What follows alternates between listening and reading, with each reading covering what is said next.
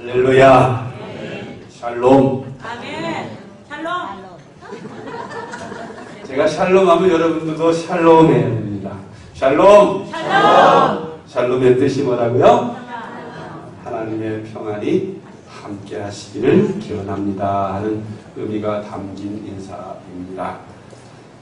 어떤 두 사람이 전철 안에서 아주 전철이 시끄러울 정도로 크게 다퉜습니다. 싸움이 점점 거칠어지자 주변 승객들이 불편을 느끼기 시작합니다. 한 노신사가 참다 못해서 그 다투는 사람들에게 나무라며 하는 말이, 여기가 국회인 줄 알아? 왜 싸우는 일이야?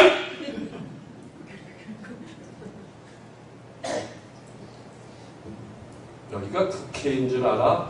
싸움질하게? 저는 이 이야기를 들으면서 등골이 오싹함을 느꼈어요.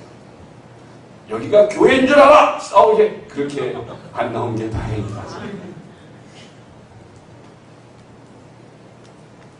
선교사님들이 우리 한국 교회에 선교하는 중에 선교 보고를 하는데 이렇게 보고했다고 합니다. 한국 교회 잘 싸워요. 싸우면 예수하고 그리스도하고 싸워요. 무슨 소리인가 하면은 우리 한국교회가 분열되면서 싸워서 교단이 분열될 때 대한예수교 장로회인데 대한기독교 장로회라고 바꿔나가고, 기독교란 말이 그리스도란 말이거든요. 감리교회도 대한예수교 감리회 싸워서 갈라져가지고 대한기독교 감리회, 성결교회도 싸워서 갈라져가지고 대한예수교 성결교회, 대한기독교 성결교회, 하나님의 성에도 갈라져가지고 예수교 하나님의 성에, 기독교 하나님의 성에 다 그렇게 갈라져서 교단이 분열돼요. 지금 우리 한국 교회 교단 연합체가 있는데 그걸 한기총, 한국기독교 총연합회라고 하는데 이것 또한 독선을 얼마나 행하는지, 그거 하나 화합을 못 이루고 또 한기총에서 또 갈라져서 예수 기독교 연합회라고 또 하나가, 교회 총연합회가 또 생겨져서 또 분열이 됐습니다. 교회들이 싸워서 갈라지고 교단이 싸워서 갈라지고 연합이 잘 되지 않습니다. 그게 한국교회의 자화상입니다. 이는 분명 잘못된 것입니다. 가정도 화평한 가정이 행복하듯이 교회도 행복한 교회는 화평한 교회입니다. 국가도 싸우지 않고 화목한 국가가 화평한 것입니다. 행복한 것입니다. 우리나라도 싸워서 둘로 분열되어 있죠.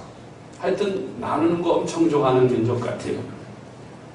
하나님은 우리에게 화평을 심어주셨습니다.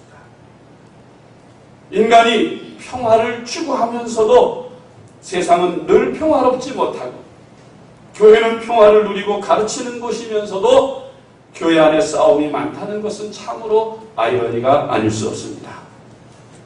우리는 지금 그 어느 때보다도 평화가 그리운 때에 살고 있습니다.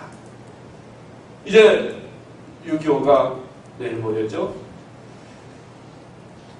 싸우고 죽이고 피 흘리고 민족끼리 형제끼리 서로 총을 겨누고 싸웠던 그 아픈 시절이 있었습니다. 그래서 우리 민족은 평화에 대한 희구함이 누구보다 강하다고 생각합니다. 우리 그리스도인들에게 있어서 화평의 열매는 성령으로 말미암는 아름다운 세 번째 열매입니다. 가인과 아벨 이래로 인류의 역사는 전쟁의 역사라고 해도 과언이 아닐 정도로 전쟁으로 일관되어 왔다고 합니다. 라이트 교수라는 분의 책, 전쟁의 연구라는 책이 있는데 그 책에 의하면 1480년부터 1941년까지 약 460년간 인간들이 전쟁한 횟수를 대략 세어보니까 약 400번에 걸친 전쟁을 이루었다는 것입니다. 그들에게 왜 전쟁을 그렇게 했냐고 물어보면 하나같이 평화를 위해서 했다는 거예요. 참으로 모순된 이야기가 아닐 수 없습니다. 평화를 얻기 위해서 싸워야 한다. 참 말이 안 되는 얘기죠. 20세기만 해도 지구촌에는 참으로 엄청난 전쟁들이 있었습니다. 세계 제1차 대전, 제2차 대전, 6.25 전쟁, 월남 전쟁, 걸프 전쟁, 아프간 전쟁, 그리고 이라크 전쟁에 이르기까지 크나큰 전쟁들이 계속되어 왔습니다. 예수님께서 예루살렘을 바라보시면서 눈물을 흘리시며 우신 적이 있으시지요. 누가복음 19장 41절로 42절에 나옵니다. 가까이 오사 성을 보시고 우시며 이르시되 너도 오늘 평화에 관한 일을 알았더라면 좋을 뻔하였거니와 지금 내 눈에 숨겨졌구나. 예루살렘아 예루살렘아. 우리나라 사람들은 인사가 안녕하십니까? 진지 잡수셨습니까? 그런 인사를 많이 했습니다. 그 안녕하십니까? 라고 하는 인사는 의문형이죠. 안녕하셨습니까? 지난밤도 편안하셨습니까? 하는 거예요. 아무 일 없이 잘 보냈냐. 너무나 많은 어려움을 겪고 위협을 겪고 전쟁을 겪은 민족이기에 우리 민족의 아픈 역사가 그 인사에 담겨 있다고 생각됩니다. 진지 잡수셨습니까? 하는 인사에도 참 가슴 아픈 인사입니다. 굶기를 밥 먹듯 하는 시대에 너무 배가 고파서 인사가 진지 잡수셨습니까? 하는 것이 인사가 된 적이 있었습니다. 우리 민족과 비슷한 그런 역경을 겪으면서 아픈 역사를 많이 가진 나라가 바로 유대 나라, 이스라엘 나라입니다. 유대인들은 세계 그 어떤 나라보다도 많은 전쟁에 시달려 왔습니다. 우리가 구약 성경을 본다든지 또 신약 성경을 볼 때 그들에게 얼마나 많은 아픔과 전쟁이 있었는지를 금방 알 수가 있습니다. 그래서 그들은 우리나라 사람들처럼 인사가 비슷해요. 샬롬입니다. 아까 말씀드린 대로 샬롬이라는 말은 평화라는 말인데 얼마나 전쟁에 시달리고 계속 고난을 많이 받았으면 평화로운 세상이 왔으면 참 좋겠다. 그래서 인사가 샬롬. 우리나라 사람들도 좀 평화롭게 살았으면 좋겠다. 아무 일도 없이 무사히 살았으면 좋겠다. 안녕하십니까? 하는 인사가 샬롬이라는 인사와 비슷한 인사가 되는 것입니다.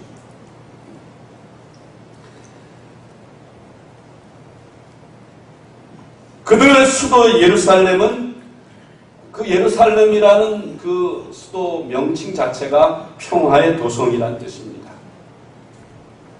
구약 성경은 메시아를 예언하면서 그분은 평강의 왕이 될 것이다.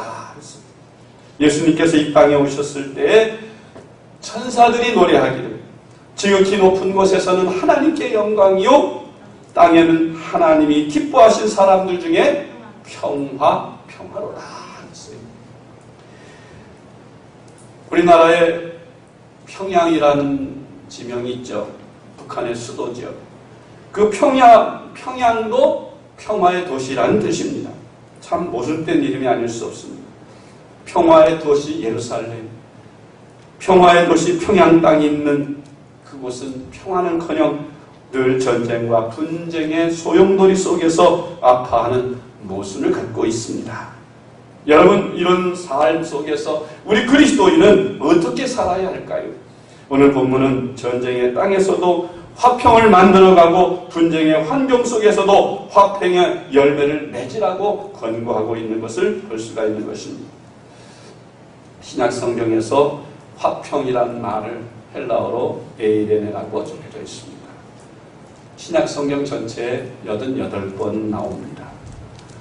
이 말은 구약 샬롬과 같은 뜻인데 신구약을 합하면 이 평화란 말이 약 400번 정도 등장합니다.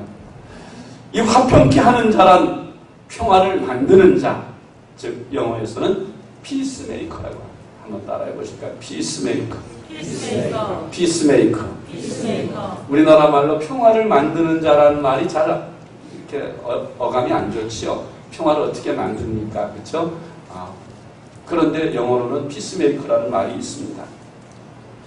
이 말은 단순히 평화를 즐기거나 또 사랑하거나 예찬하는 정도로 그치지 않고 평화를 위해서 능동적으로 행동하는 사람을 말하는 것입니다.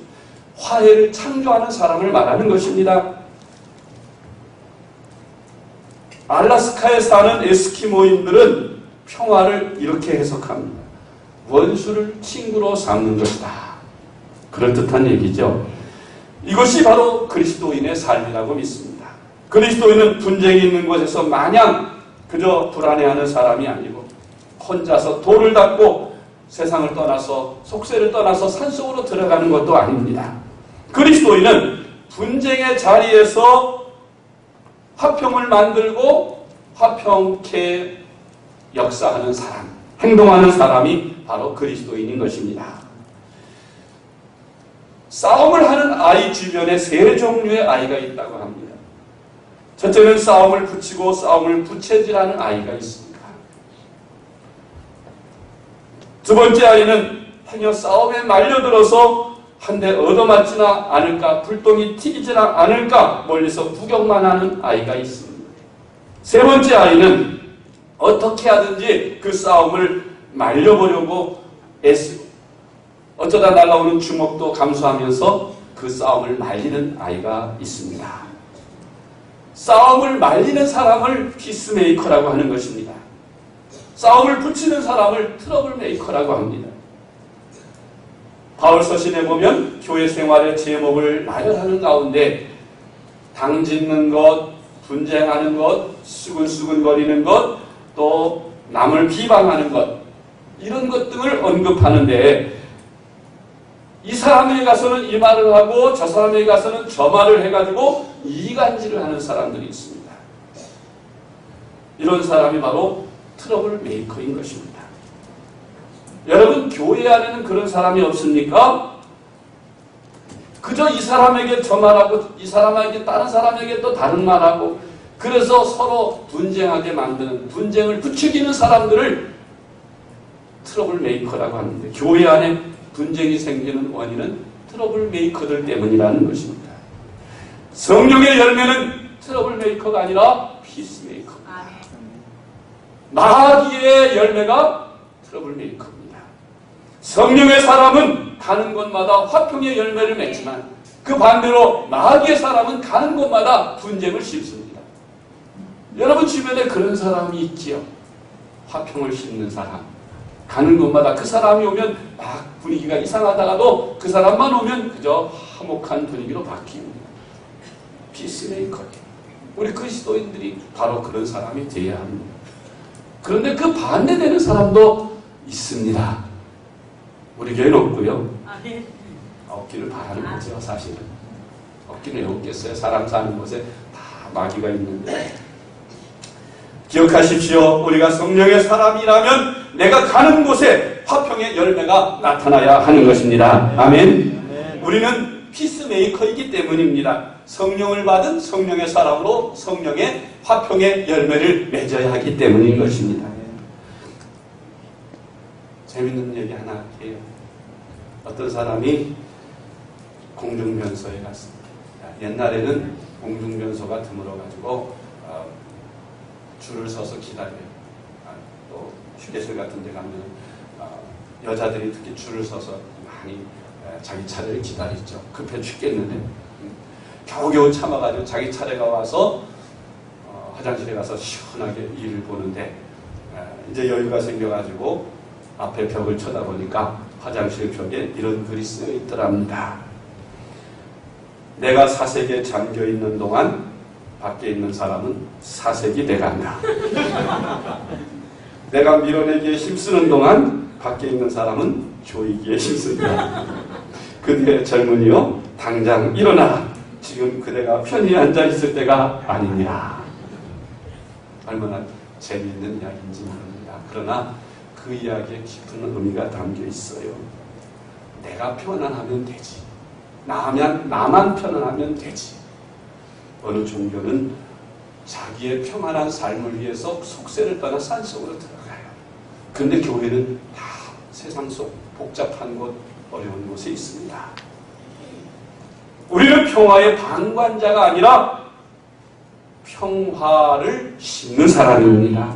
그리스도인은 고발자나 방관자로 보냄을 받은 것이 아니라 분쟁이 있는 곳에 가서 평화를 만드는 사람으로 보냄을 받았습니다.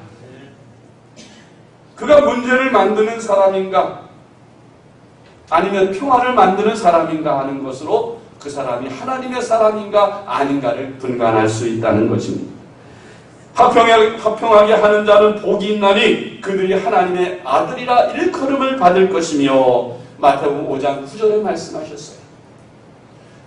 여러분이 하나님의 자녀인지 마귀의 자녀인지 그걸 성경책 끼고 다니는 거 가지고 하나님의 사람이다 마귀의 사람이다 말할 수 없습니다.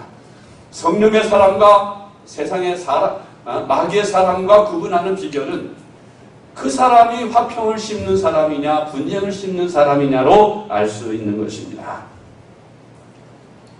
평화를 심는 사람은 하나님의 아들, 하나님의 자녀라 일컬음을 받게 된다고 했기 때문에 그래서 성령의 사람은 성령의 열매를 맺고 마귀의 사람은 마귀의 열매를 맺는데 분쟁을 심는 사람은 마귀의 사람이에요. 부인할 수 없는 사실입니다. 화평을 심는 자는 하나님의 아들이라 일컬음을 받게 될 것이라 했는데 그 반대로 우리가 트러블을 심는 사람, 분쟁을 심는 사람은 누구의 아들이라 일컬음을 받을 거라고요? 마귀의 아들이라 일컬음을 받을 것이며 그렇게 역으로 해석해도 되는 것입니다. 예수나무에 예수 열매가 맺히고 마귀나무에 마귀 열매가 맺히는 줄 믿으시기 바랍니다. 입을 조심해야 합니다. 혀를 함부로 놀려대지 말아야 합니다. 왜냐하면 마귀는 우리의 혀와 입을 통해서 분쟁을 심고 화평을 깨트리기 때문인 것입니다. 우리의 눈이 남의 허물을 보아도 혀로 입으로 비판하지 않으면 분쟁이 생기지 않습니다. 오히려 그의 허물을 보았을 때 입으로 말하기 전에 그를 위해 기도하는 법을 배워야 하는 것입니다. 좋은 교인이 되려면 가능하면 입을 다물고 말하기보다 듣기를 배우는 것입니다. 화해자가 되는 최상의 방법은 침묵하면서 도와주는 것인 줄 믿으시기 바랍니다. 공연히 아는 척하고 충고하고 비난하려는 유혹을 참으시기 바랍니다. 우리 목회자들의 모임 가운데에도 그런 사람들이 있어요. 스포츠를 하는데도 테니스를 치는데도 그냥 자기가 잘난 척하고 다른 사람들이 하는 것에 대해서 잔소리하고 충고하려고 다 듣기 싫다는데도 그렇게 끝까지 잔소리하다 결국 쫓겨났어요. 참 웃기는 일이죠. 왜 남의 일에 그렇게 간섭을 해? 사람들이 당신이나 잘하시면 너나 잘하세요. 근데 그렇게 자기는 더 많이 실수하면서 남들 실수하면 같이 파트너를 못해. 그냥 잔소리하고 막 해야 되니까. 성도들은 안 그렇습니까? 여러분들은 안 그러시리라 믿습니다. 눈에 보이는데 어떻게 말 안 해요? 그분이 그러더라고요. 잘하면 자기가 잔소리 안 한대. 세상에 다 잘하는 사람이 어디 있습니까? 다 잘못하는 거죠. 그러는 자기는 늘 잘하기만 하나요? 실수 더 많이 하죠. 여러분 침묵하시길 주의 이름으로 축복합니다. 비방하는 말을 삼가해야 합니다. 또 이 사람에게 들은 말 저 사람에게 전하지 말아야 합니다. 하나님이 왜 귀는 2개를 만드시고 입은 1개를 만드셨을까요? 귀 1개만 해도 잘 들을 텐데 말하기는 더디하고 듣기는 많이 해라. 많이 들으세요. 정보는 곧 힘이고 재산입니다. 많이 듣고 듣되 말은 조금 하세요. 그러면 평안이 옵니다. 할 수 있거든 너희로서 모든 사람과 더불어 평화하라. 로마서 12장 18절의 말씀입니다. 여러분 이 말씀 중에는 2가지 의미가 있어요. 첫째는 화평하지 못한 사람이 있다는 것이 그리스도인이라고 해서 다 화평할 수는 없습니다. 죄와 타협할 수 없기 때문에 때로는 화평할 수 없는 상황이 있을 수도 있는 것입니다. 예수님도 바리새인들과는 화평을 이루지 못했습니다. 가룟 유다와도 화해를 이루시지 않으셨습니다. 죄와는 화평을 이룰 수가 없어요. 죄와는 싸워야 하기 때문에.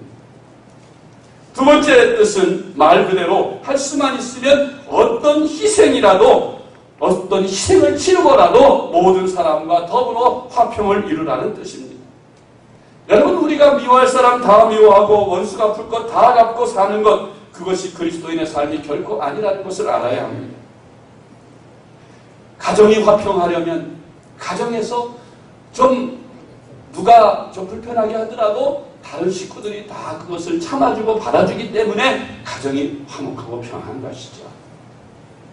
교회에서도 마찬가지입니다. 가정, 교회가 편안하려면 그 불편하게 하는 사람을 참아주고 덮어주는 것이에요.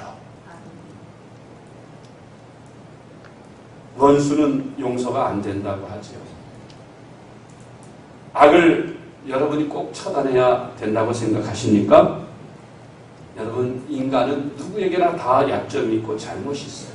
예수님께서 가늠하다가 현장에 붙들려온 그 여인을 향해서 다른 사람들이 율법에 가늠한 여인은 돌로 쳐 죽이라고 했는데 예수님, 당신은 어떻게 하랍니까? 말씀해 보세요 했을 때 예수님이 땅바닥에다 글씨를 쓰셨어요. 아마도 계명을 쓰셨을 것이라고 봅니다. 그리고 예수님께서 일어나셔서 그 혈기등등한 군중들에게 하시는 말씀이, 누구든지 여기에 써있는 이 죄를 짓지 않은 사람이 먼저 돌로 그 여인을 치시오 했더니 한 사람 두 사람 슬그머니 돌을 놓고 다 가버리고 그 여인과 예수님과 단둘이만 남게 되었다고 하는 것입니다. 그때 예수님께서 그 여인에게 하시는 말씀이, 나도 너를 정죄하지 아니하노니 다시는 돌아가서 죄를 범치 말라. 그리고 평안히 돌려보냈어요. 예수님의 그 마음이 우리의 마음이 되어야 할 줄로 믿습니다. 성경은 말씀하기를 누가 범죄하거든, 형제가 범죄하거든 곧 내가 범죄한 것으로 생각하고 대신 회개하고 아파하라고 그랬어요. 여러분, 우리 교회 안에서 누가 범죄한 소식이 들리거든, 우리는 한 공동체요, 한 사람. 성경에 보세요. 아간이 범죄했을 때 그 이스라엘 전체 공동체가 벌을 받아서 아이성 정복에 실패했지 않습니까? 우리는 하나의 공동체이므로 성도 하나가 범죄하면 곧 내가 범죄한 거나 다름이 없어요. 내가 그를 대신해서 회개하고 기도해야 하는 것입니다. 그를 사랑하는 마음, 그를 책망하고 정죄하고 저주하기보다는 그를 대신해서 기도해주고 눈물로 추구해주면서 정말로 그가 죄에서 돌이키도록 권고해야 할 것입니다. 할렐루야. 내 마음에 좀 안 들다고 해도 덮고 품고 평안하게 사시기를 바랍니다. 여러분, 자식이라도 내 마음대로 다 되지 않잖아요. 자식이 못된 자식을 둔 부모님들의 마음 오죽하겠어요. 사회에서 저명 인사로 누구라고 말해도 괜찮아요. 세계에서 제일 큰 교회 담임 목사라고 하는 그 목사님의 자녀들이 있는데 얼마나 깡패짓하고 못된 짓하고 돌아다니는지. 그 훌륭한 목사님이 자녀들이 속썩여요. 그 자녀들 하나 제대로 다스릴 수가 없어 평생 큰 짐을 안고 사는 것입니다. 내 자식일지라도 내가 그를 바로잡아서 바로 살게 하지 못하는데 하물며 다른 사람들을 어찌 내가 바로잡아서 내가 충고해서 새 사람을 만들 수 있겠어요? 그 부모들도 못 고치고 그 마누라도 못 고치고 그 형제들도 못 고치는 그 일을 여러분이 고친다고 생각하지 마세요. 어렵습니다. 그저 위에서 눈물로 기도해주고 불쌍히 여기시길 바랍니다. 언젠가는 참고 기다리다 보면 그도 변화될 줄로 믿습니다. 교회 안에서 누군가 시간의 손해를 보고 물질의 손해를 보고 자존심의 손해를 보아야만 교회가 영적으로 풍하고 은혜로운 가족이 될 수 있는 것입니다. 따질 것 다 따지고 주장할 것 다 주장하면 교회는 은혜가 없어집니다. 공의는 설지 모르지만 하나님의 사랑과 은혜는 메말라버리는 것입니다. 교회 안에서 자기가 자기 자신을 가르칠지언정 누군가를 가르쳐야 되겠다고 생각하지 마시기 바랍니다. 나아가 나 스스로 배우기에 더 바쁩니다. 사실은. 자, 그렇다면 우리가 어떻게 해야 화평케 하는 자가 될 수 있는지에 대해서 말씀드리고자 합니다. 첫째로 화평, 이 마음의 평안은, 샬롬은 하나님과의 관계에서 화평을 이루어야 합니다. 우리 인간이 범죄할 때 하나님과의 화평이 깨어졌어요. 샬롬이 깨어졌습니다. 하나님과의 관계가 깨어지니 인간의 삶은 죽음과 저주와 질병과 가난과 고통 이런 것들이 만연하게 들어오게 되었습니다. 인간의 불행은 하나님과의 화평이 깨어짐으로부터 오기 시작하는 것입니다. 누가복음 15장에 나오는 탕자의 불행은 아버지를 떠나서 아버지의 명령을 거역하고 자기 멋대로 살려고 하는 그 순간부터 그 아들에게는 불행이 시작된 거죠. 하나님을 떠난 인간들, 하나님의 말씀을 불순종하며 사는 그 순간부터 인간에게 불행이 온 것이에요. 샬롬이 깨어지는 것은 하나님과의 관계, 샬롬이 깨어졌기 때문에 인간들에게 샬롬이 깨어진 것입니다. 그러므로 우리가 하나님과 화목해야 합니다. 하나님과 어떻게 하면 화목할 수 있습니까?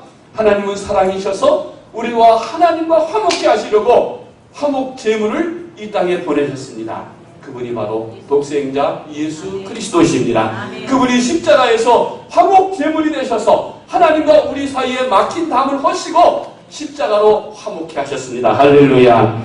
로마서 5장 1절에 그러므로 우리가 믿음으로 의롭다 하심을 받았으니 우리 주 예수 그리스도로 말미암아 하나님과 화평을 누리자. 아멘.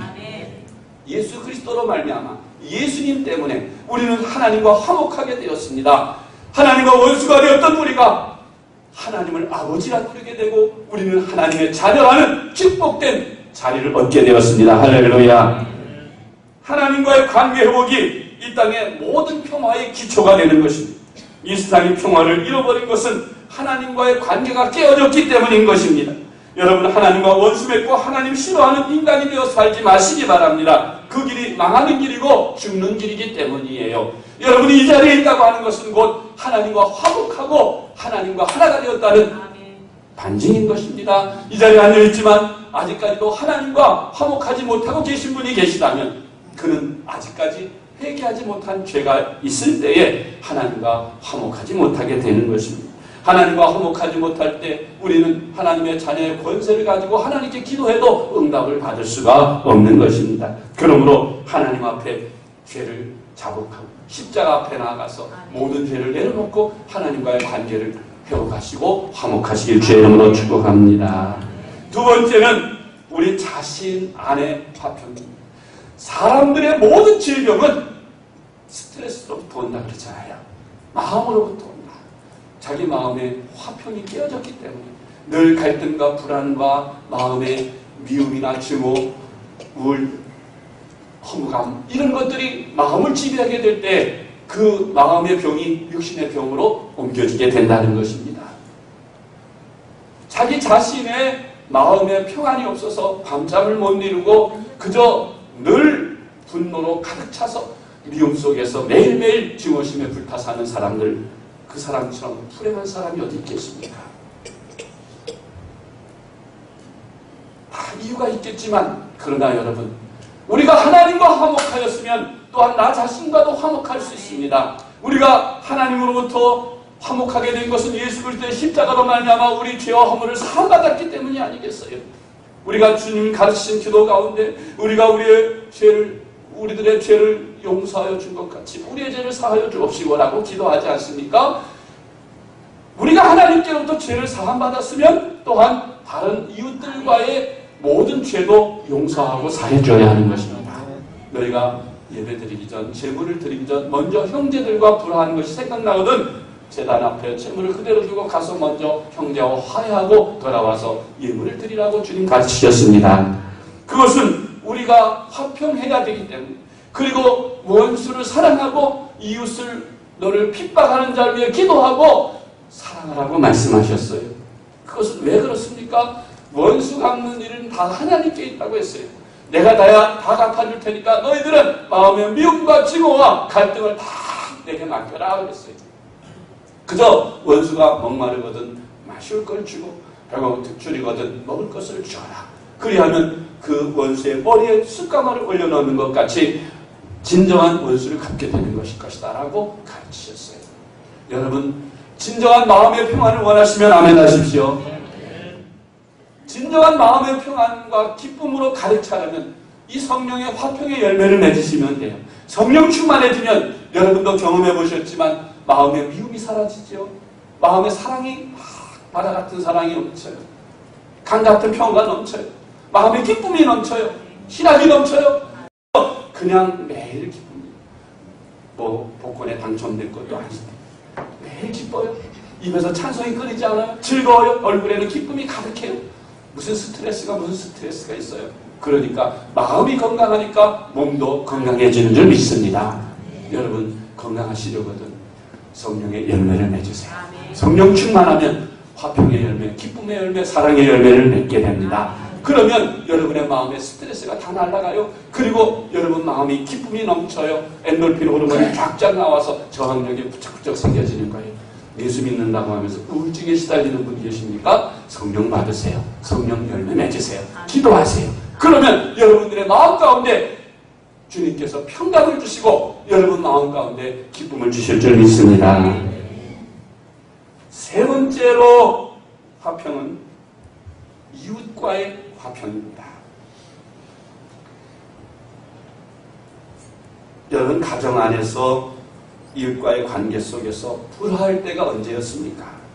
한번 돌이켜보세요. 그때는 필시 내 마음속에 평화가 깨어졌을 때였을 것이 틀림없습니다. 요인이 밖에 있는 것이 아니라 내 안에 있었어요. 내가 짜증나고 막 신경질적이고 막 뭔가 불편하기 때문에 상대방이 뭐 말 한마디만 해도 남편이 무슨 평상시에 늘 하는 그냥 일상적인 말인데도 아주 예민하게 반응해서 막 쏘아붙이고 막 그러다가 이제 말다툼이 돼가지고 뭐 그까짓 걸 가지고 그렇게 소리 지르고 그래? 이러면서 이제 부부싸움이 되는 거죠.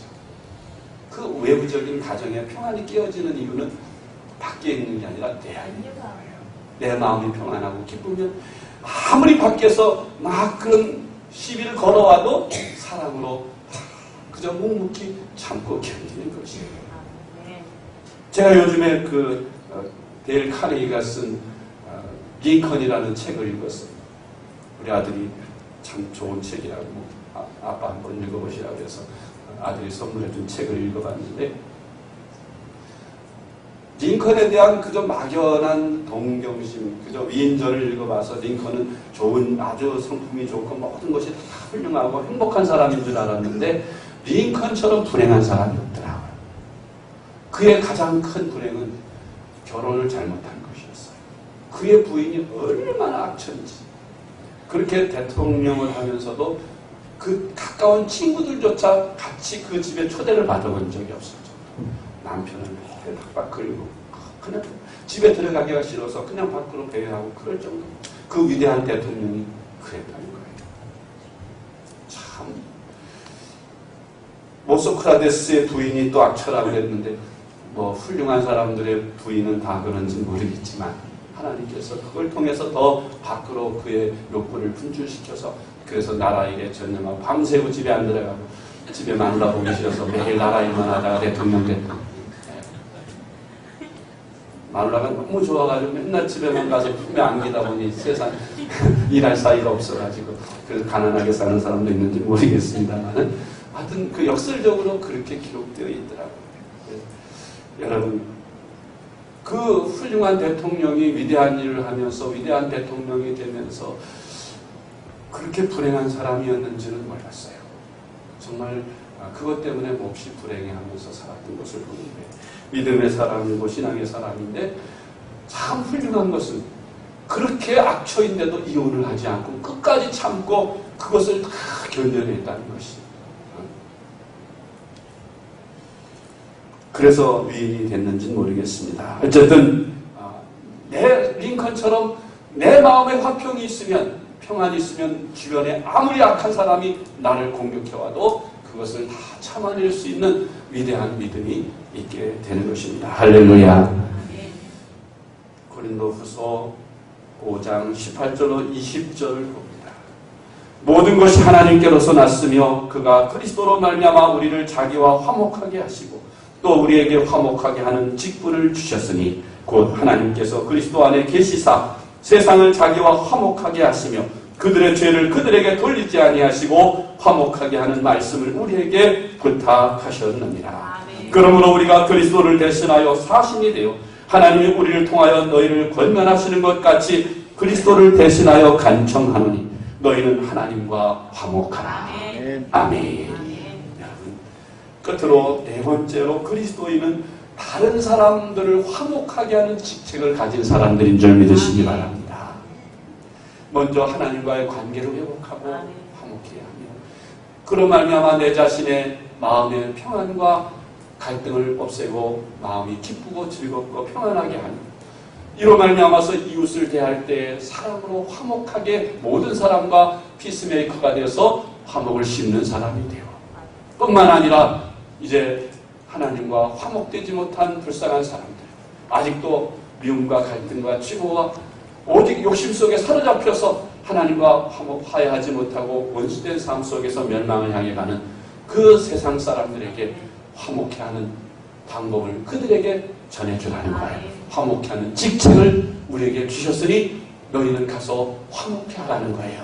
하나님과 화목시키라는 겁니다. 그 직분을 저와 여러분이 받았어요. 이것을 한마디로 우리는 다른 말로 전도라고 하죠.